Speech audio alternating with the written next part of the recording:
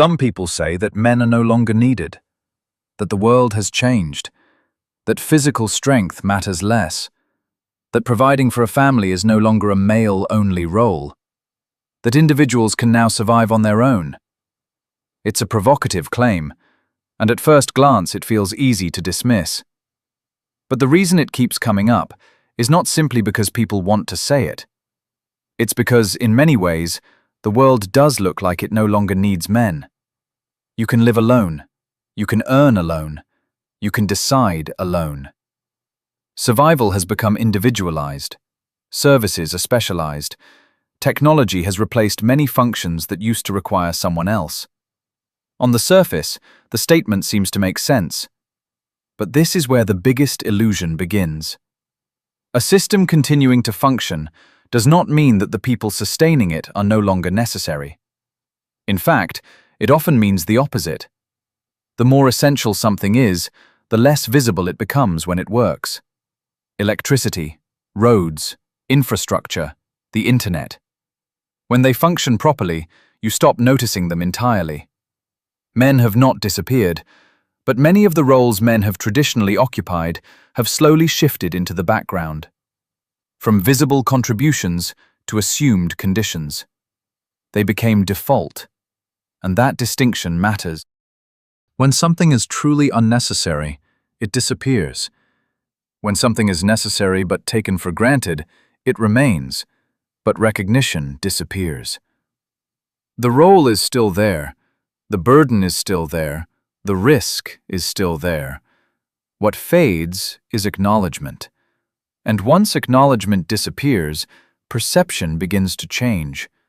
From the outside, it looks like disengagement, a lack of motivation, a lack of responsibility, a lack of participation. But internally, something else is happening. This is not primarily a matter of attitude. It is a response to structure. People don't withdraw simply because things are hard. They withdraw when effort and meaning become disconnected. There was a time when the formula was clearer. Endure and you gain stability. Take responsibility and you gain recognition. Contribute and you secure your place. It wasn't perfect, but it was understandable. You knew what was expected, and you could reasonably expect something in return. That connection has weakened. The demands remain, but the rewards have become uncertain. You are expected to do more, perform better, be more careful, adapt faster. But the outcome is no longer predictable. And when that happens, something breaks. The link between effort and reward. This is not an individual failure, it is an environmental shift. And layered on top of this is another factor that is often overlooked. Many men are not just reacting to the system. They were shaped in a way that makes that reaction more likely. From an early age, many are taught a specific rule set. Be quiet, be steady, be reliable. Don't complain. Don't express discomfort too openly. Strength is associated with restraint. Control is associated with silence. So they learn to endure, to tolerate, to carry weight without articulation. This is not simply personality, it is conditioning, and it creates a structural side effect. What is not expressed is not registered. Pain that is not verbalized is rarely processed at a social level. People respond to what is visible, to what is spoken, to what enters conversation. If something is not communicated, it is often treated as if it doesn't exist. So an imbalance forms. There is pressure, but no record. There is strain, but no language. And systems operate based on what they can detect. What gets reported gets addressed. What remains silent gets ignored. Over time, this creates distortion. Some experiences are amplified, others are filtered out. This isn't about one group replacing another. It's about a system changing faster than the people inside it can adapt. And at the same time, the definition of what is needed has shifted.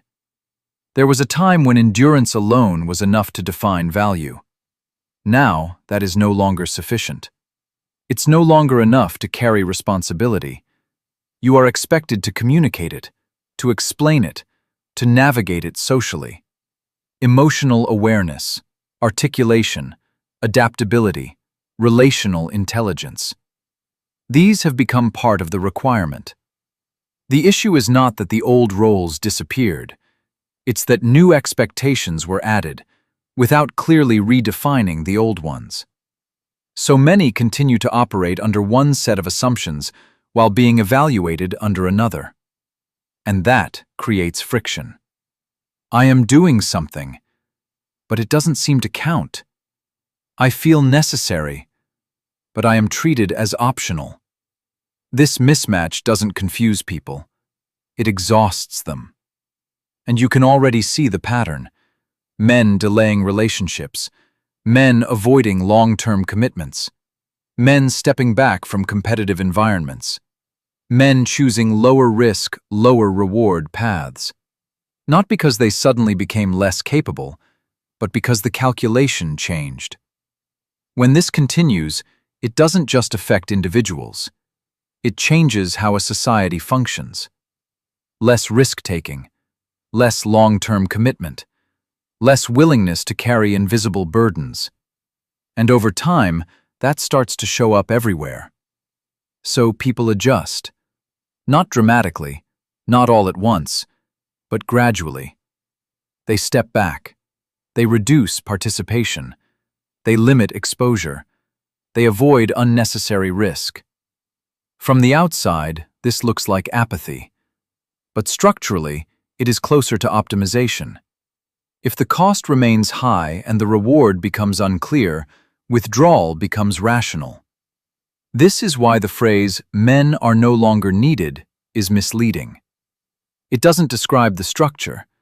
It describes the appearance. A more accurate statement would be this: men are still needed, but the way they are needed is fragmented, diffused, and often left unarticulated.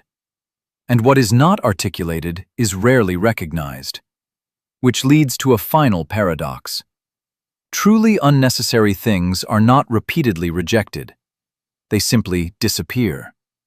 But things that are constantly described as no longer needed are often still present, just no longer clearly understood.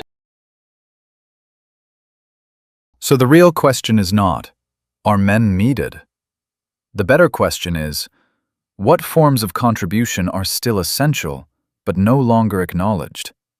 And what happens to the people occupying those roles when the structure continues to rely on them, but no longer recognizes them? What we are seeing is not disappearance. It is persistence without visibility. And that state does not sustain itself for long. People don't stay where they feel invisible indefinitely. They don't always protest. They don't always explain. Sometimes, they simply step away, quietly. And a system that relies on people who are leaving quietly doesn't break all at once. It just slowly stops working. If this is something you've felt but struggled to explain to someone else, this might be worth sharing. And if you've experienced this yourself, leave your thoughts in the comments. Thanks for watching. I'll see you in the next peek.